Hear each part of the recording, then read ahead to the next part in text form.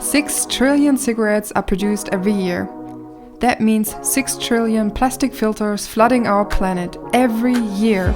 Cigarette butts account for up to 40% of all litter found in coastal and urban areas.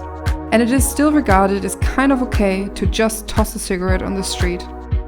The city of San Francisco spends $7.5 million a year cleaning up cigarette butts alone. So how can AI technology help with this problem?